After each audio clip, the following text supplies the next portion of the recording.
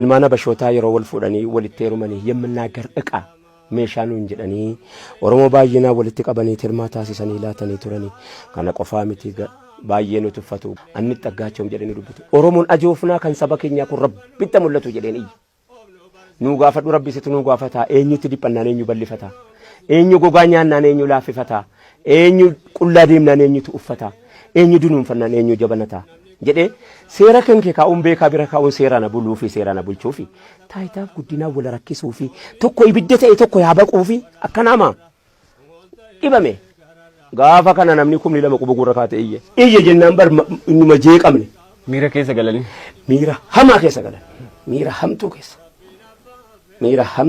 keessa galanii darajjiin tasgabbeessuu dadhabee akkana qofaa miti gaa isa bira dhaabbadhee moggaasaa danatee kana faan mimmi'oosan sila jedhe bakka kaayyoo hundaa barreessee qubee oo kana shani beeytaa Oromummaa dubbata qubatti keessa achumatti si hambisa oo jedhadhee kanaanis yaa rabbi ana ta'itti laateettee qubatti keessa oo jedha ammas owwaannaadha tokko oo jedhee si waamnaan owwaattee jala si galtee maqaa keetti maqaa saba keetiiti ittiin boonta waan ta'eef owwaattaati yeroo owwaatte si hawata yeroo si hawate qubatti keessa kooti jettee achitti hafta.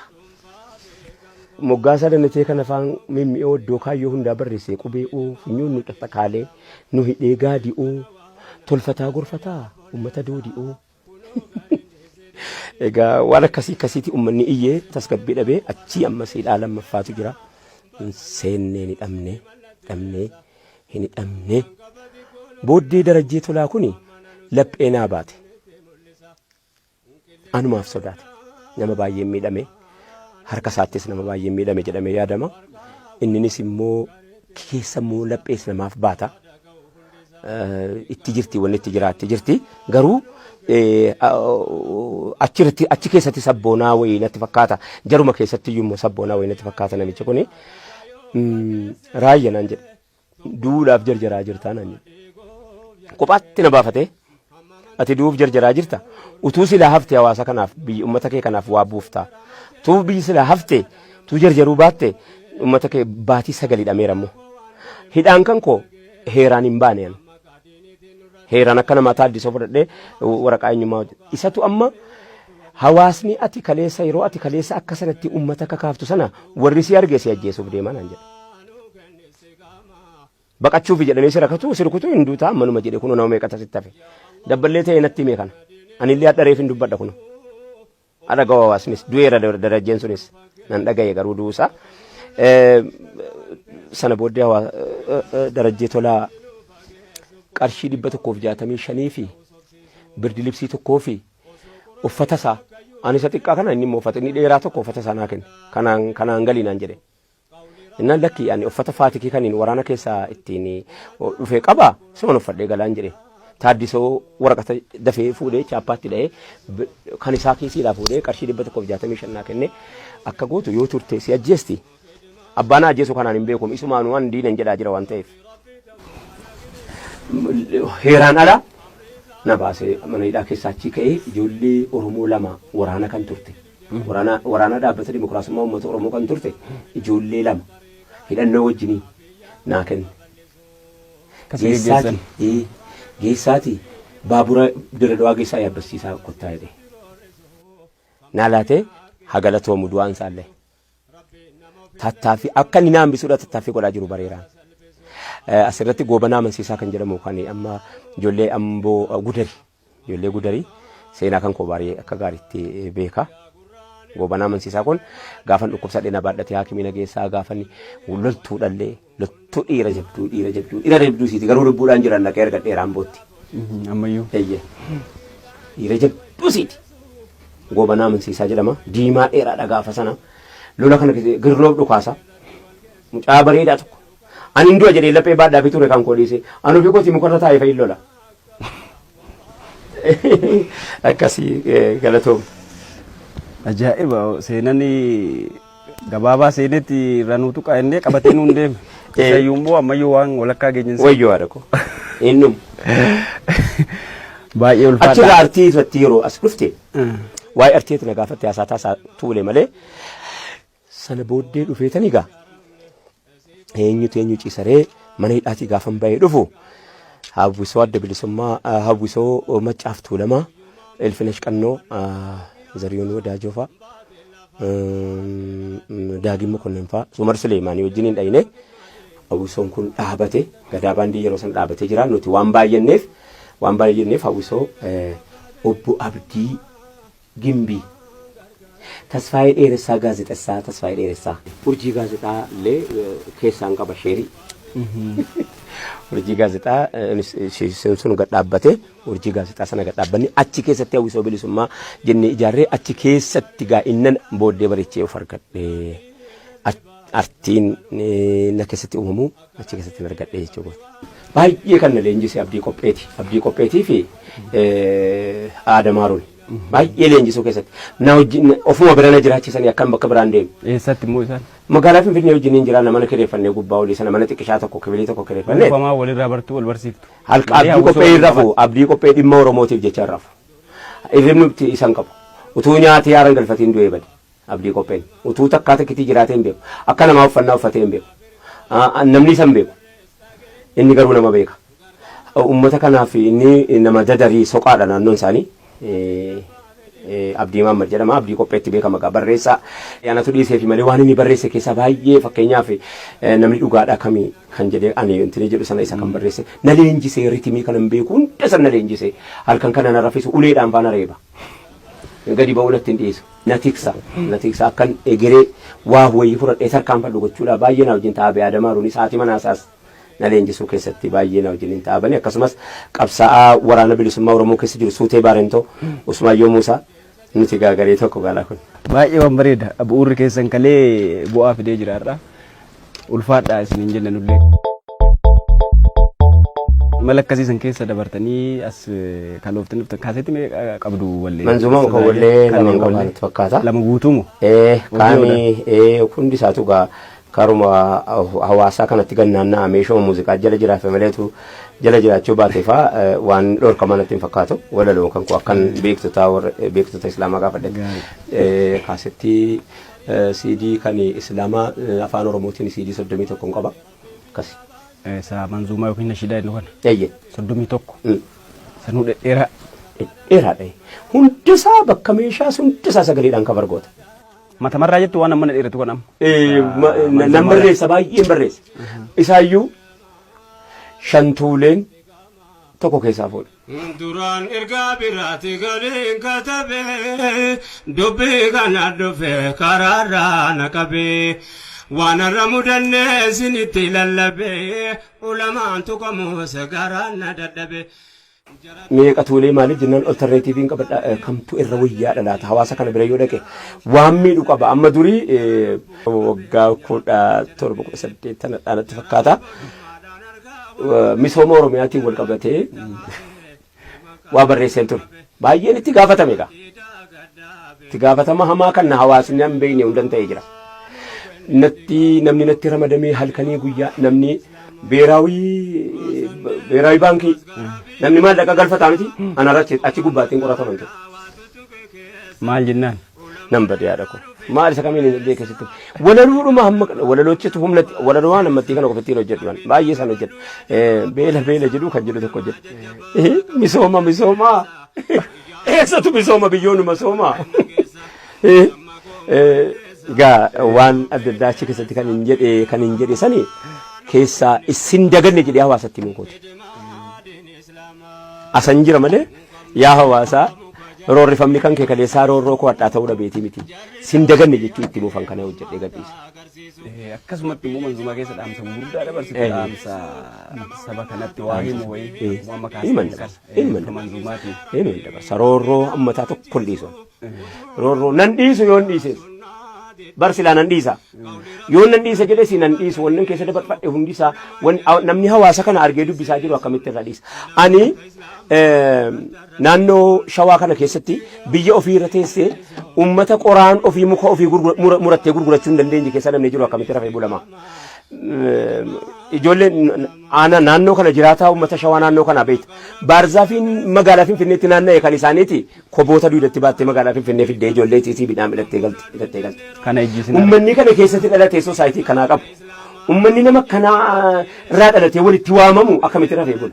Ani maaliin jedha seeti gaafa kam muka baatti laata dhoqqee isaarraa jedhee yaada. Ilmaana bashootaa yeroo wal fuudhanii walitti heerumanii yemmannaagar dhiqaa meeshaa nuun jedhanii Oromoo baay'inaa walitti qabanii tirmaa taasisanii laatanii turanii kana qofaa miti baay'ee nu tuffatu anni xaggaachoom jedhanii dubbatu. Oromoon ajoofnaa kan saba keenyaa kun rabbitti mul'atu jedheen iyyi. Nu gaafadhu rabbisitu nu gaafataa eenyutti dhiphannaan eenyu ballifataa eenyu gogaa nyaannaan eenyu laaffifataa eenyu qullaa deemnaan eenyutu uffataa eenyu dunuunfannaan eenyu jabanataa jedhee seera kan kee kaa'uun beekaa bira kaa'uun seera na buluu fi seera na bulchuu fi taayitaaf guddinaa wal rakkisuu fi tokko ibidda ta'e tokko yaabaquu fi akkanaama dhibame gaafa kana namni kumni lama quba gurra kaate iyye jennaan bar innuma jeeqamne miira keessa galanii miira hamaa keessa galan miira hamtuu keessa galanii darajjiin tasgabbeessuu dadhabee akkana qofaa miti gaa isa bira dhaabbadhee moggaasaa danatee kana faan mimmi'oosan sila jedhe bakka kaayyoo hundaa barreessee qubee oo kana shani beeytaa Oromummaa dubbata qubatti keessa achumatti si hambisa oo jedhadhee kanaanis yaa rabbi ana ta'itti laateettee qubatti keessa oo jedha ammas owwaannaadha tokko oo jedhee si waamnaan owwaatte jala si galtee maqaa keetti maqaa saba keetiiti ittiin boonta waan ta'eef owwaattaati yeroo owwaatte si hawwata yeroo si hawwate qubatti keessa kooti jettee achitti hafta. Moggaasaa danatee kana afaan mimmi'oo iddoo kaayyoo hundaa barreessee qubee funyuun nu xaxxaqaalee nu hidhee gaadi'oo tolfataa gorfataa uummata doodi'oo. Egaa waan akkasiiti uummanni iyyee tasgabbii dhabee achii ammas hidhaa lammaffaatu jira. Seennee ni dhabnee hin hidhamne. Booddee darajjii tolaa kuni laphee naa baate. Anumaaf sodaate nama baay'ee miidhame. Harka isaattis nama baay'ee miidhame jedhamee yaadama. Inninis immoo keessa immoo laphees namaaf baata. Itti jirti wanni itti jiraatti jirti. Garuu achi keessatti sabboonaa wayii natti fakkaata. Jaruma keessatti iyyuu sabboonaa wayii natti fakkaata namichi kuni. Raayya naan jedhe. Duudhaaf jarjaraa jirtaa naan jedhe. Kophaatti na baafatee ati duuf jarjaraa jirta. Utuu silaa haftee hawaasa kanaaf biyya uummata kee kanaaf waa buuftaa. Tu biyyi silaa haftee tu jarjaruu baatte uummata kee baatii sagalii dhameerammoo. Hidhaan kan koo heeraan hin baane ani. Heeraan akka namaa taaddisoo fudhadhee waraqaa eenyummaa isatu amma hawaasni ati kaleessa yeroo ati kaleessa akka sanatti uummata kakaaftu sana warri si argee si ajjeesuuf deeman an jedha. Baqachuuf jedhamee si rakkatu sirkutu hin duutaa manuma jedhe kunoo nama meeqa tasitti hafe. Dabballee ta'e natti himee kana. Anillee hadhareef hin dubbadha kunoo.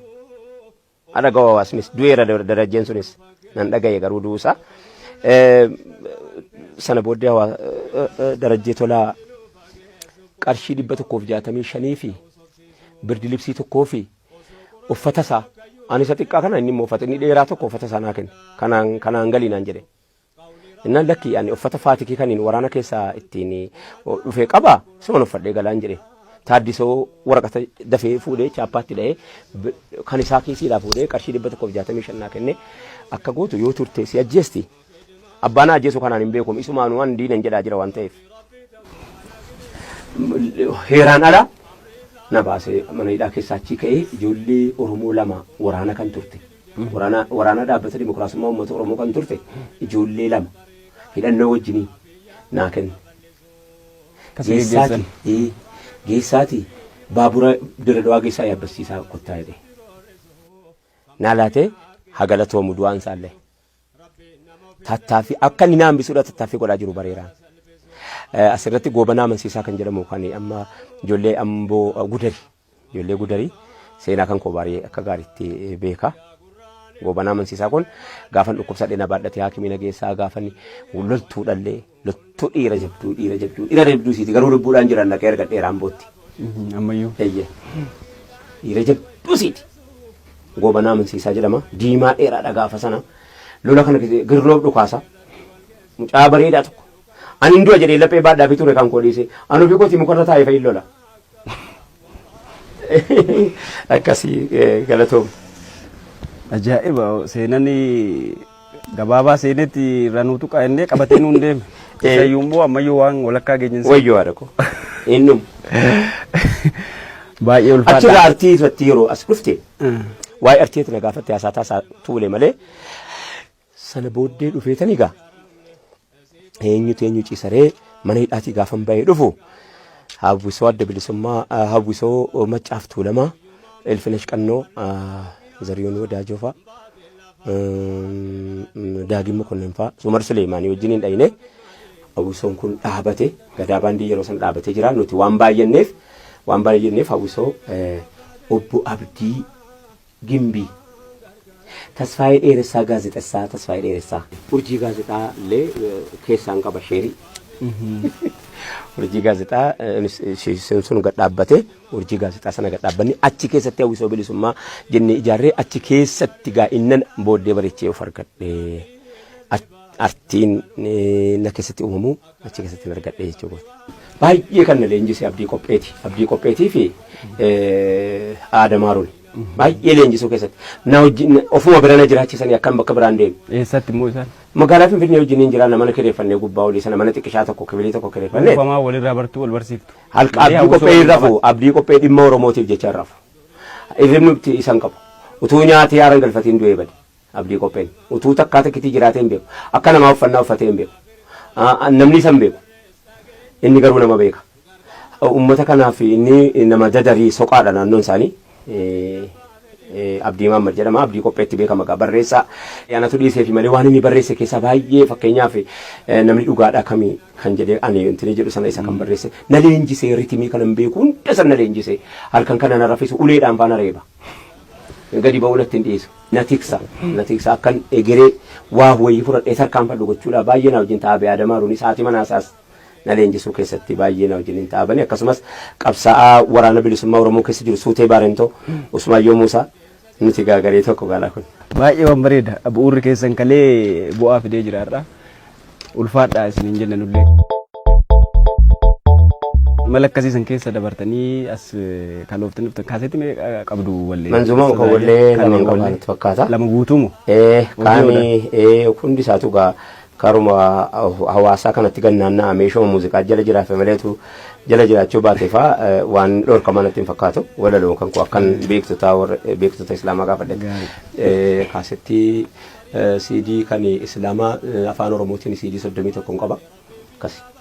Sa manzumaa yookiin nashidaa inni kana. Eeyyee. 31. Sanuu dhedheeraa. Dhedheeraadha. Hundisaa bakka meeshaa hundisaa sagaleedhaan kan bargoota. Mata marraa jettu waan amma na dheeratu kan amma. Nan barreessa baay'een barreessa. Isaayyuu shantuuleen tokko keessaa fuudha. Duraan ergaa biraati galiin katabe dubbii kana dhufe karaarraa na qabe waan irra mudannee sinitti lallabe ulamaan tuqamu sagaraa na dadhabe.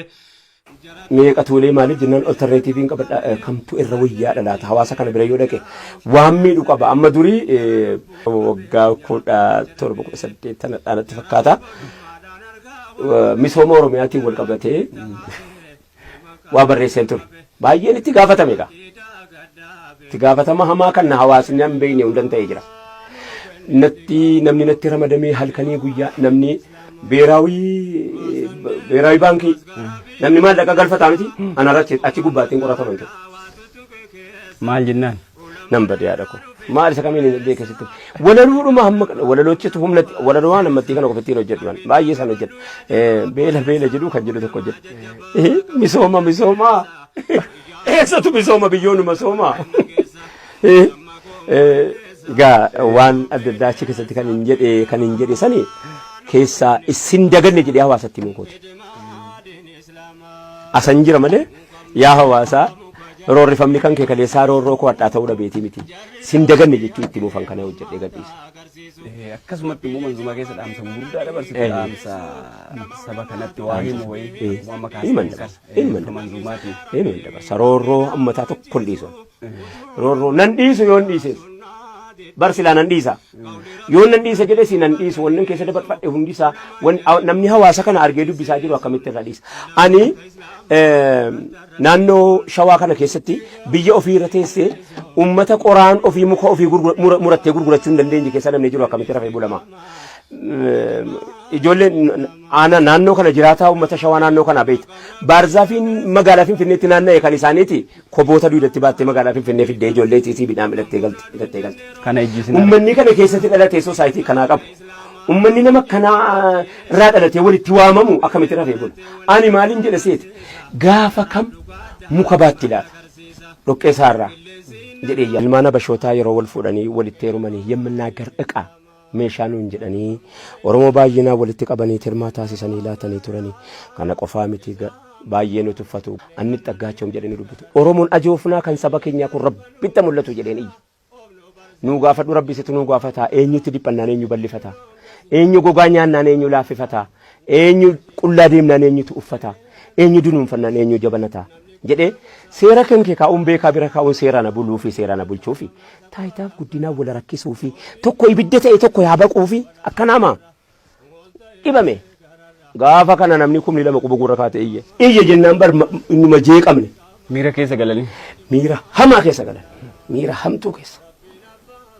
hamtuu keessa galanii darajjiin tasgabbeessuu dadhabee akkana qofaa miti gaa isa bira dhaabbadhee moggaasaa danatee kana faan mimmi'oosan sila jedhe bakka kaayyoo hundaa barreessee qubee oo kana shani beeytaa Oromummaa barbaacha qubatti keessa achumatti si hambisa oo jedhaddee kanaanis yaa rabbi ana ta'itti laateettee qubatti keessa oo jedha ammas owwaannaadha tokko oo jedhee si waamnaan owwaatte jala si galtee maqaa keetti maqaa saba keetiiti ittiin boonta waan ta'eef owwaattaati yeroo owwaatte si hawwata yeroo si hawwate qubatti keessa kooti jettee achitti hafta. Moggaasaa danatee kana afaan mimmi'oo iddoo kaayyoo hundaa barreessee qubee oo funyuun nu xaxaqaalee nu hidhee gaadi'oo tolfataa gorfataa uummata doodi'oo. Egaa waan akkasiiti uummanni iyyee tasgabbii dhabee achii ammas hidhaa lammaffaatu jira. Seennee ni dhabnee hin hidhamne. Booddee darajjee tolaa kuni laphee naa baate. Anumaaf sodaate nama baay'ee miidhame. Harka isaattis nama baay'ee miidhame jedhamee yaadama. Inninis immoo keessa immoo laphees namaaf baata. Itti jirti wanni itti jiraatti jirti. Garuu achi keessatti sabboonaa wayii natti fakkaata. Jaruma keessatti iyyuu immoo sabboonaa wayii natti fakkaata namichi kuni. Raayya naan jedhe. Duudhaaf jarjaraa jirtaa naan jedhe. Kophaatti na baafatee ati duuf jarjaraa jirta. Utuu silaa hafte hawaasa kanaaf biyya uummata kee kanaaf waa buuftaa. Tu biyyi silaa hafte tu jarjaruu baatte uummata kee baatii sagalii dhameerammoo. Hidhaan kan koo heeraan hin baane yan. Heeraan akka namaa taaddisoo fudhadhee waraqaa eenyummaa isatu amma hawaasni ati kaleessa yeroo ati kaleessa akka sanatti uummata kakaaftu sana warri si arge si ajjeesuuf deemaa naan jedha. Baqachuuf jedhamee si rakkatu sirkutu hin duutaa manuma jedhe kunoo nama meeqa tasitti hafe. Dabballee ta'e natti himee kana. Anillee hadhareef hin dubbadha kunoo. Ada hawaasnis du'eera darajjeen sunis nan dhagaye garuu duusa sana booddee darajjee tolaa qarshii 165 fi birdi libsii tokkoo fi uffata isaa ani isa xiqqaa kana inni immoo uffata inni dheeraa tokko uffata isaa naa kenne kanaan galii naan jedhe innaan lakki ani uffata faatikii kaniin waraana keessaa ittiin dhufee qaba siman uffadhee galaan jedhe. Taaddisoo waraqata dafee fuudhee chaappaatti dha'ee kan isaa kiisiidhaa fuudhee qarshii 165 naa kenne akka gootu yoo turte si ajjeesti. Abbaan ajjeesu kanaan hin beekum isumaan waan diinan jedhaa jira waan ta'eef. Heeraan ala na baasee mana hidhaa keessaa achi ka'ee ijoollee Oromoo lama waraana kan turte. Waraana dhaabbata dimokiraasummaa uummata Oromoo kan turte ijoollee lama hidhannoo wajjinii naa kenne. Geessaati baabura Dirredawaa geessaa yaabbachiisaa kottaa jedhe. Naalaatee hagalatoomu du'aan isaallee. Tattaaffii akka inni naambisuudha tattaaffii godhaa jiru bareeraan. Asirratti goobanaa amansiisaa kan jedhamu kan amma ijoollee amboo gudari ijoollee gudarii seenaa kan koo baay'ee akka gaariitti beeka. Goobanaa amansiisaa kun gaafan dhukkubsadhee na baadhatee haakimina geessaa gaafan loltuu dhallee loltuu dhiira jabduu siiti garuu lubbuudhaan jiran dhaqee erga dheeraan bootti. Ammayyuu. Eeyyee. Dhiira jabduu siiti. Goobanaa amansiisaa jedhama diimaa dheeraadha gaafa sana lola kana keessatti girnoof dhukaasa mucaa bareedaa tokko. Ani ndua jedhee laphee baadhaa fi ture kan kooliise anu fi kooti mukarra taa'ee fa'i lola. Akkasii galatoom. Ajaa'iba seenani gabaabaa seenetti ranuutu qaannee qabatee nuun deeme. Isayyuu immoo ammayyuu waan walakkaa geenyinsa. Wayyoo haadha ko. Innum. Baay'ee ulfaata. Achirraa artii irratti yeroo as dhufte waa'ee artiitti na gaafatte haasaa taasaa tuule malee sana booddee dhufeetanii gaa eenyu ciisaree mana hidhaatii gaafan ba'ee dhufu hawwisoo adda bilisummaa hawwisoo maccaaf tuulamaa elfinesh qannoo zariyoon wadaajoo fa'a daagimma kunneen fa'a sumar suleemaanii wajjin hin dhayine hawwisoon kun dhaabate gadaa baandii yeroo san dhaabatee jira nuti waan baay'anneef hawwisoo obbo Abdii Gimbii Tasfaayee dheeressaa gaazexessaa Tasfaayee dheeressaa urjii gaazexaa illee keessaan qaba sheerii urjii gaazexaa sun gad dhaabbate urjii gaazexaa sana gad dhaabbanni achi keessatti hawwisoo bilisummaa jennee ijaarree achi keessatti gaa innan booddee bareechee of argadhe artiin na keessatti uumamu achi keessatti argadhe jechuudha. Baay'ee kan na leenjise Abdii Qopheetii fi Aadamaaruun. Baay'ee leenjisuu keessatti na wajjin ofuma bira na jiraachisanii akkam bakka biraan deemu. Eessatti immoo isaan? Magaalaa Finfinnee wajjin jiraanna mana kireeffannee gubbaa olii sana mana xiqqishaa tokko kibilii tokko kireeffannee. Uufamaa walirraa bartuu wal barsiiftu. Halqa Abdii Qophee hin rafu Abdii Qophee dhimma Oromootiif jecha hin rafu. Irrimni isan qabu. Utuu nyaatee haaran galfatiin du'ee bade Abdii Qopheen. Utuu takkaa takkitii jiraatee hin beeku. Akka namaa uffannaa uffatee hin beeku. Namni isan beeku. Inni garuu nama beeka. Uummata kanaaf inni nama dadarii soqaadha naannoon isaanii. Abdii Maamad jedhama Abdii Qopheetti beekama gaa barreessaa yaanatu dhiisee fi malee waan inni barreesse keessaa baay'ee fakkeenyaaf namni dhugaadhaa kamii kan jedhee ani intini jedhu sana isa kan barreesse na leenjisee ritimii kan hin beeku hunda sana na leenjisee halkan kana na raffisu uleedhaan faana reeba gadi ba'uu natti hin dhiisu na tiksa akkan egeree waa wayii fudhadhee tarkaanfadhu gochuudha baay'ee na wajjin taa'aa Aadamaaruun sa'aatii manaasaas na leenjisuu keessatti baay'ee na wajjin taa'abani akkasumas qabsaa'aa waraana bilisummaa Oromoo keessa jiru Suutee Baarentoo Usmaayyoo Muusaa nuti gaagaree tokko gaalaa kun. Baay'ee waan bareeda bu'uurri keessan kalee bu'aa fidee jiraadha. Ulfaadhaa isiniin jenna nullee. Mala akkasiisan keessa dabartanii as kalooftanii dhuftan kaasetti qabdu wallee. Manzumaa muka wallee lama qabaatu fakkaata. Lama guutuumu. Kaanii hundi isaatu gaa karuma hawaasaa kanatti gannaannaa meeshoo muuziqaa jala jiraafe maleetu jala jiraachuu baatee faa waan dhorkama natti hin fakkaatu walaloo kan akkan beektota islaamaa gaafadhe kaasetti CD kan islaamaa afaan oromootiin CD 31 qaba akkasi. Sa manzumaa yookiin nashidaa inni kana. Eeyyee. 31. Sanuu dhedheeraa. Dhedheeraadha. Hundisaa bakka meeshaa hundisaa sagaleedhaan kan bargoota. Mata marraa jettu waan amma na dheeratu kan amma. Nan barreessa baay'een barreessa. Isaayyuu shantuuleen tokko keessaa fuudha. Duraan ergaa biraati galiin katabe dubbii kana dhufe karaarraa na qabe waan irra mudannee sinitti lallabe ulamaan tuqamuusa garaan na dadhabe.